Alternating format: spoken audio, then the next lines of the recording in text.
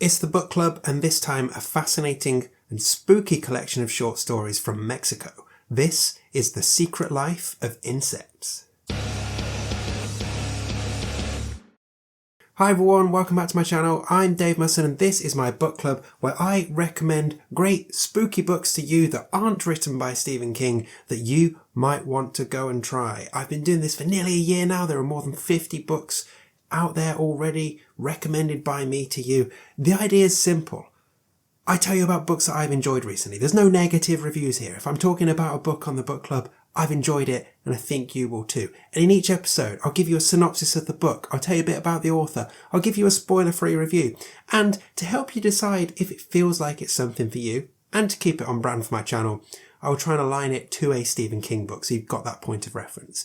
Now, if you go and read these books that I've recommended to you and you enjoy them, well, make sure you review them on Goodreads, Storygraph, Amazon. Make sure you rave about them to your friends, to your family, to your social media followers, and just help encourage other people to check these books out. And if you want more recommendations, check out the full playlist from my book club because there's more than 50 there from the last year or so now, just waiting for you to discover and add to your own TBR list, which is to be read, because that's just a simple acronym. I'm no gatekeeper, okay? Now, of course, if you want more than just book reviews, you can check out all my stuff on Stephen King and my Silver Scream series where I'm talking about horror movies. But this is books. This is the book club. And this time we're talking about The Secret Life of Insects. So over the summer, if you've been watching regularly, you'll know that I'm kind of taking a little break from reading brand new releases because the book club isn't just about brand new stuff. And I'm using the opportunity to catch up with some of the books that have been sitting on my shelf for a while. So some of those that I got for my birthday last December and others that I just haven't had a chance of reading yet. And this week's pick is a book from 2023. It is Bernardo Esquinca's collection, The Secret Life of Insects, a collection of supernatural, crime, weird uncanniness that I had a really good time with, and I'm excited to tell you about. So let's get into it. Here's The Secret Life of Insects on the book club. Right, a synopsis for you. A forensic entomologist tries to solve the inexplicable murder of his wife, who impossibly seems to have been killed in a forest at the same time she was asleep in bed with him. The husband becomes concerned by his wife's strange behaviour, which includes sleepwalking, muttering strange phrases, and a bizarre erotic fascination with octopi.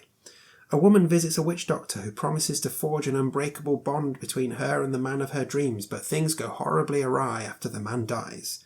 And 4 high school friends reunite 20 years later at a class reunion and must face the long-buried truth of a demonic experience from their youth. The history of Mexico is drenched in blood, from the sacrifices of the ancient Aztecs to the bloodthirsty conquests of the Spanish to modern-day violent crime, and that legacy of violence and death pervades these stories. They blend the genres of horror and noir in inventive ways and run the gamut from chilling to weirdly unsettling to darkly funny. It is a volume sure to please not only fans of horror and weird fiction, but also anyone interested in contemporary international literature. This edition also features brilliant full-page illustrations by Spanish artist Luis Perez Ocando and an introduction by Mariana Enriquez. And a bit about the author for you. So Bernardo Esquinca's writing uniquely blends elements of the supernatural with crime fiction. Born in Guadalajara in 1972, he has authored numerous novels and short story collections, including The Owls Are Not What They Seem from 2018, which has been translated into English. His short story, Signor Ligotti, earned a nomination for the renowned Shirley Jackson Award in 2021, while his novel Toda la Sangre was adapted into a television series by Lionsgate Plus. Okay, there's your background. Time for my spoiler-free review of The Secret Life of Insects. So this was a quite fantastic and dark collection of short stories that were weird, uncanny, and unsettling as heck. Not all of them worked for me, but those that did, yeah, they really worked. So for me, the best stories here were the really, really short ones. I think Esquinca is really skilled in dropping you into a fully formed world, freaking you the hell out, and then pulling the rug out and just leaving you completely confused and unsettled in just a matter of pages. It's impressive. And in particular, the ones I really wanted to shout out, I'm going to pull my notes up so I can give you a bit more, but the stories that really struck for me from this collection were as follows. So The Secret Life of Insects, which is a bleak tale with a horrifying dream sequence I really enjoyed. The Wizard's Hour, a super creepy story that's centred on a baby's musical chair that, yes, I did not like at all. Where I'm Going, It's Always Night. This one felt like, I loved the feel of this. It felt like an urban legend, and it will make you feel differently about liars. The Dream of the Fisherman's Wife. This one. This one was just wholly disturbing and just messed up.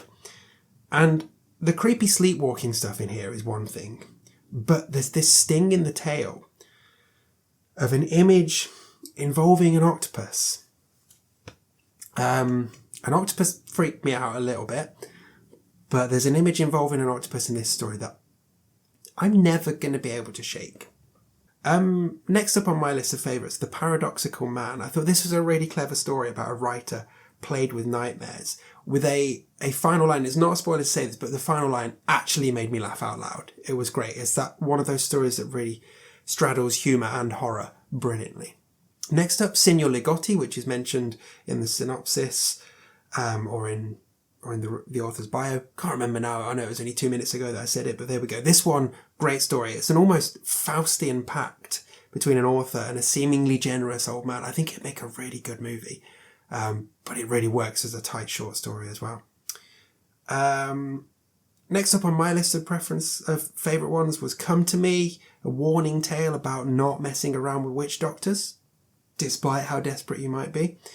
And then the last one that I particularly liked was Tlatelolco Confidential, which is a horrifying story of student protesters being shot that then turns into a genuinely great zombie story. And I'm not massive on zombie stories, but this one really worked. Now, actually, I'm keeping my notes to hand because aside from those stories, Bernardo Esquinca is really good at opening lines. Like, not quite The Man in Black fled across the desert, the gunslinger followed, but not far off. Let me read some of my favourite opening lines from these stories. So first one, 2 items of interest. 1, today I'm going to talk to my wife for the first time in 2 years. 2, my wife is dead. Next one, long for him with your soul, the witch doctor had told her, and Lorinda had done just that. Next one, my house is full of cursed dolls. Okay, maybe Get Out then. And lastly, from my picks of first lines, this one certainly grabbed my attention. Maya had been dreaming for weeks about a stranger masturbating.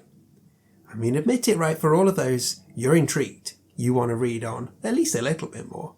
So when it comes to comparing this to a King offering, for me, it's got elements of Night Shift and elements of the Mr. Mercedes trilogy smooshed together, and it's a really satisfying result. So in summary, I really enjoyed this collection. I particularly enjoyed how tight the prose was throughout most of the stories, and the fact that he was genuinely able to blend crime fiction with horror and just weird, uncanny stuff, and for it not to result in just being a completely sprawling, horrible mishmash. It really, really works. You can see the influences of writers like Shirley Jackson and Edgar Allan Poe shining through here. And these stories are just a joy to read, and most of them are really short as well. You can burn through this collection. And the translation from James D. Jenkins feels really good as well. Obviously, I don't speak Spanish. I've said that lots of times on this channel. And I haven't read the Spanish edition, but the translated version was certainly affecting for me. So always worth a shout out to the translators. Oh, and those illustrations, great as well. Overall, very, very pleased with this. And I'm now got another author that I'm going to be looking out for more stuff from. And that collection, The Owls Are Not What They Seem, like you're referencing Twin Peaks in your title, I'm getting that book, let's face it. So this one has been out for a while. The UK edition is available on Dead Ink Books, and you should definitely go and check it out. Okay, there we go, another one done on the book club, The Secret Life of Insects. Let me know what you think of this one. Let me know if you've already read this one, or if you've read others of Bernardo Esquinca's works. Are there any more I should check out? Obviously, ones that have been translated, please, because I don't speak Spanish. But yeah, I liked this writer and I'm keen to read more of his work. Now, if you've made it this far, just a couple of quick plugs. Everything I'm going to plug is linked in the description, but those things are my multi-award winning collection of short stories, Once More Around the Sun. Not as good as The Secret Life of Insects, but pretty good. I'm kind of proud of it. Check it out. My Stephen King trivia book, my range of Stephen King themed band shirts, like my Salem's Lot Slipknot mashup. And if you like what I'm doing on this channel, excuse me while I rub my eye, you can become a constant viewer. You can become a member of this channel, support me directly, get bonus content, all of that kind of stuff. But otherwise, just keep watching, subscribe, tell a friend, all of those kind of things. Check out the Stephen King videos, check out the Silver Screen videos, and come back here next week for another pick on the book club. Happy reading.